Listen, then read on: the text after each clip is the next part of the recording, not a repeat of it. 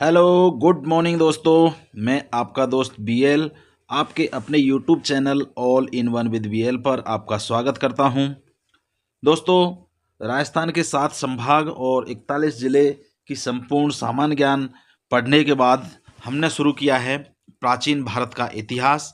और प्राचीन भारत के इतिहास जो हम एनसीईआरटी का जो सार संकलन है, जो क्लास 6 से लेकर 12 तक यहाँ तक का जो सार संकलन है, उसमें जो इम्पोर्टेंट टॉपिक है उन पर हम बात करना शुरू किया है। और आप भी बने रहिए और सभी टॉपिकों को ध्यान से देखिए और ध्यान से याद रखिए।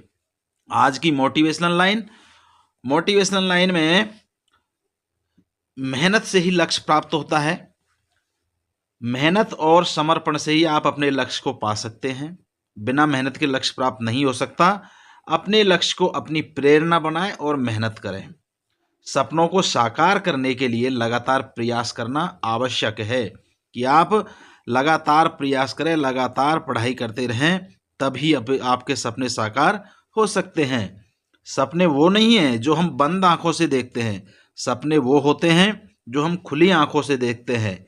और उन सपनों को परिश्रम और प्रयास की बदौलत ही साकार किए जा सकते हैं। तो अपने सपने साकार करने के लिए आपको परिश्रम या मेहनत लगातार करनी है। दोस्तों, प्राचीन भारत के इतिहास में आज का हमारा टॉपिक है प्रागैतिहासिक काल। और प्रागैतिहासिक काल जो है ये संपूर्ण एनसीईआरटी के सार संकलन पर आधारित है। एनसीईआरटी बुक से आपको पता है कि आज के वक्त में जो भी प्रतियोगी परीक्षा होती है उसमें मैक्सिमम क्वेश्चन, मैक्सिमम टॉपिक या मैक्सिमम पॉइंट जो है एनसीईआरटी सिलेबस के अंदर से आते हैं। इसलिए मैंने आप लोगों के लिए एनसीईआरटी का सार संकलन से और सार संकलन में से परीक्षा की दृष्टि से जो महत्वपूर्ण टॉपिक है उनके लिए क्लास तैयार की है। और प्रत्येक दिन हम अलग अलग टॉपिक पर क्लास लेते हैं और आप तक ये सारी जानकारी पहुंचाते हैं। तो इतनी सी मेहनत के लिए आपसे रिक्वेस्ट है, चैनल को सब्सक्राइब करके वीडियो पर कमेंट और लाइक जरूर करें। तो शुरू करते हैं प्राग ऐतिहासिक काल। कुछ टॉपिक है जिस काल का इतिहास में लिखित विवरण नहीं मिलता है उसे प्राग ऐतिहासिक काल कहते हैं। मतलब हिस्ट्री में जो लिखित में नहीं मिलता है उसे प्राग ऐतिहासिक काल कहते हैं। जैसे पाषाण काल, इसका लिखित में कहीं भी विवरण नहीं मिलता है। जिस काल का लिखित में विवरण मिलता है लेकिन उसका अर्थ नहीं समझ पाते, अर्थ स्पष्ट नहीं होता, वह काल आग ऐतिहासिक काल कहलाता है। जैसे सिंधु सभ्यता और वैदिक सभ्यता। और जिस काल में लिखित साक्ष्य का स्पष्ट विवरण प्राप्त होता है वह काल ऐतिहासिक काल कहलाता है। जैसे महाजनपदों के बाद का काल या 6ठी शताब्दी ईसा पूर्व से जो काल आता है वो आपके उसके साक्ष्यों में स्पष्ट विवरण प्राप्त होता है। अब जो प्रागैतिहासिक काल है, प्रागैतिहासिक काल जो है उसको 3 भागों में बांटा गया है या बांटा जा सकता है। पुरा पाषाण काल एक, मध्य पाषाण काल और नया या उत्तर पाषाण काल। तो प्रागैतिहासिक काल को 3 भागों में बांटा गया है, पुरा पाषाण, मध्य पाषाण और उत्तर पाषाण काल। अब हम एक एक काल के बारे में विस्तृत जानकारी देखते हैं। पहला आपका पुरा पाषाण काल जो 5 लाख ईसा पूर्व से 10,000 ईसा पूर्व तक माना जाता है। और सर्वप्रथम जो पाषाण कालीन सभ्यता तथा संस्कृति का जो अन्वेषण है वो किसने किया था? रॉबर्ट ब्रशफुट महोदय ने 1863 ईस्वी में किया गया था, इसके द्वारा किया गया था। पुरा पाषाण काल को 3 भागों में बांटा गया है। अब पुरा पाषाण जो काल है इसको भी 3 भागों में बांटा गया है। तो एक निम्न पाषाण काल हो गया, एक मध्य पाषाण काल हो गया और एक उच्च पाषाण काल हो गया। अब निम्न पाषाण काल जो है, निम्न पुरा पाषाण काल जो है उसका जो स्थल वर्तमान में पाकिस्तान की जो सोहन घाटी है वहां पर और महाराष्ट्र में इसके मतलब अवशेष मिलते हैं या इसके साक्ष्य प्राप्त हुए हैं। इसमें इस काल में इस काल के जो लक्षण है, मतलब जो चीजें मिली है वो कुल्हाड़ी या हस्त कुठार जिसे हैंड एक्स कहते हैं, जिसे कुल्हाड़ी, बिदारनी जो क्लीवर भी कहते हैं इसको, खंदक जो गंडासा होता है, और इसका प्रयोग किया जाता था। तो ये उस काल के लक्षण है, इनसे पता चलता है कि ये पुरापाषाण काल में निम्न पुरापाषाण काल के अवशेष है। भारत में सबसे पुराना जो हस्त कुठार है वो सोन घाटी में प्राप्त हुआ है। जब सबसे पुराना जो कुल्हाड़ी है या हस्त कुठार है वो आपका सोन घाटी में प्राप्त होता है। लोहंदा नाला या बेलन घाटी, लोहंदा नाला या बेलन घाटी जो उत्तर प्रदेश में है, यहाँ से पशु की हड्डी से बनी हुई मूर्ति के अवशेष प्राप्त हुए हैं। देखिए, वो हड्डी से बनी हुई मूर्ति के अवशेष कहाँ प्राप्त हुए, वो लोहंदा नाला या बेलन घाटी जो उत्तर प्रदेश में, वहां से प्राप्त हुए हैं। हथनोरा जो मध्य प्रदेश में है, और यहाँ से हाथी का सबसे पुराना जीवाश्म प्राप्त हुआ है या मिला है। अब मध्य पाषाण युग जो है उसमें औजार मुख्यतः सल्क या फ्लैग से बने होते थे, अतः इस संस्कृति को फलक संस्कृति की संज्ञा भी दी गई है। खुरचनी, फलक, वेधनी, वेधक तथा तक्षिणी इस संस्कृति के प्रधान उपकरण हुआ करते थे। पुरापाषाण काल में आग का आविष्कार हुआ, जबकि नवपाषाण काल में पहिए का आविष्कार हुआ था। देखिए, पुरापाषाण काल में आग का आविष्कार हो गया था और नवपाषाण काल में पहिए का आविष्कार हुआ था।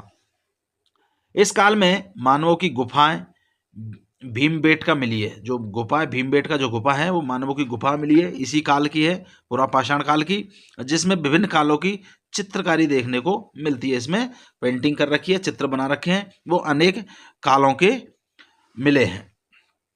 उच्च पाषाण काल देखिए, उच्च पाषाण काल में जो चित्र है उनमें भैंसे का चित्र, हाथी का चित्र, वाघ का चित्र, गेंडे का चित्र तथा सुअर के चित्र प्रमुख है। मतलब उच्च पाषाण काल में इन जानवरों के चित्र मिले हैं। और भीमबेटका गुफा की खोज 1958 ईस्वी में BS बाकणकर ने की थी। जो भीमबेटका गुफा है उसकी खोज 1958 में BS बाकणकर ने की थी। अब ये देख लेते हैं कि पुरापाषाण युग के जो स्थान है या जहाँ से अवशेष मिले हैं, तो कहाँ पर ये इसके अवशेष मिले हैं, वो कहाँ पर स्थित है, तो वो देख लेते हैं। तो निम्न पाषाण काल के जो अवशेष है वो सोहन घाटी पाकिस्तान या बेलन घाटी जिला मिर्जापुर उत्तर प्रदेश, यहाँ से मिले हैं। और मध्य पुरापाषाण युग है उसका सोहन घाटी, बेलन घाटी, नर्मदा और तुंगभद्रा घाटी से इसके अवशेष मिले हैं। और उत्तर पाषाण युग के जो अवशेष है वो बेलन घाटी में मिले हैं, छोटा नागपुर का पठार है उसमें मिले हैं, मध्य भारत में मिले हैं, नागपुर में मिले हैं, गुजरात में मिले हैं, महाराष्ट्र में मिले हैं, कर्नाटक में मिले हैं, और आंध्र प्रदेश में भी उत्तर पाषाण युग के अवशेष मिले हैं।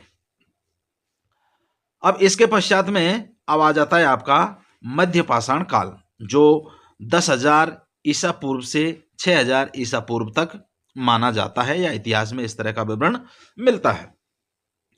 अब मध्य पाषाण काल जो है पुरापाषाण काल तथा नवपाषाण काल दोनों की मिश्रित विशिष्टताओं का प्रदर्शन करता है। मतलब जो पुरापाषाण काल था और नवपाषाण काल है, दोनों की जो मिश्रित व्यवस्थाएं थी या मिश्रित जो भी विशेषताएं थी वो मध्य पाषाण काल में भी पाई जाती है। और इस काल के लोग जो शिकार करते थे या मछली पकड़ करके या खाद्य वस्तुएं बटोर करके, कुछ भी खाने की चीजें इकट्ठी करके अपना पेट भरते थे, अपना भरण पोषण करते थे। मध्य पाषाण काल में पाषाण के लघु उपकरण भी मिले हैं, पत्थर के छोटे छोटे उपकरण मिले हैं मध्य पाषाण काल के। भारत में सबसे पहले लघु पाषाण उपकरण जो है 1867 ईस्वी में विंध्य क्षेत्र में CL कार्लाइल द्वारा खोजे गए थे। जो सबसे पहले लघु पाषाण उपकरण जो थे 1867 ईस्वी में विंध्य क्षेत्र में CL कार्लाइल द्वारा खोजे गए थे। प्रमुख मध्य पाषाण कालीन उपकरण जो है वो है एक घर, फलक, वेगनी, अर्धचंद्राकार, समलंब आदि। ये उपकरण मध्य पाषाण कालीन के प्रमुख उपकरण मिले हैं। मध्य पाषाण काल में प्रक्षेपास्त्र तकनीक का विकास हुआ था और जिसके द्वारा तीर कमान का प्रचलन आरंभ हुआ था। प्रक्षेपास्त्र तकनीक से तीर कमान बनाना शुरू किया था या तीर कमान बनाकर इसको इस्तेमाल करना शुरू किया था। और उसके पश्चात तापमान में बदलाव आने लगा और उसके पश्चात जौ, गेहूं, धान जैसी फसल यहाँ पर उगने लगी थी। या उस वक्त के जो लोग थे वो गेहूं, जौ और धान टाइप की फसलें पैदा करने लगे थे और अपने खाने के इस्तेमाल में लाने लगे थे। अब देख लेते हैं मध्य पाषाण काल की सभ्यताओं के जो स्थान है। तो मध्य पाषाण काल की सभ्यता किस किस स्थान पर मिली और कौन से समय की है। तो आदमगढ़ जो है होशंगाबाद के समीप है, जो मध्य प्रदेश में स्थित है, और ये 7वीं शताब्दी या सहस्त्राब्दी, देखो जो ईसा पूर्व होता है वो सहस्त्राब्दी होता है और जो ईसवी होता है उसमें शताब्दी होता है। तो आप जो शताब्दी है उसको सहस्त्राब्दी समझिए। तो जो आदमगढ़ होशंगाबाद के समीप में जो मध्य प्रदेश में है वहाँ पर 7वीं सहस्त्राब्दी के ईसा पूर्व के जो मिली है, मतलब वहाँ पर इसके स्थान और समय है, ये जो आदमगढ़ स्थान है और 7वीं शताब्दी की है। एक भीमबेटका जो भोपाल के समीप है और ये भी मध्य प्रदेश के अंदर है और ये 7वीं से 5वीं शताब्दी ईसा पूर्व की इसमें सभ्यता मिली है। एक वोघोर जो सीधी के समीप है, ये मध्य प्रदेश में, ये भी मध्य प्रदेश के अंदर है और 8वीं से 5वीं शताब्दी ईसा पूर्व की ये सभ्यता मानी जाती है। बागोर की सभ्यता है जो भीलवाड़ा के समीप राजस्थान में है और ये 6वीं से 7वीं शताब्दी ईसा पूर्व के आसपास की मानी जाती है। एक महागढ़ मेजा के समीप है जो उत्तर प्रदेश में है। जो महागढ़ है वो मेजा जो जगह है उसके समीप उत्तर प्रदेश में है और ये 10वीं शताब्दी ईसा पूर्व की सभ्यता मानी जाती है।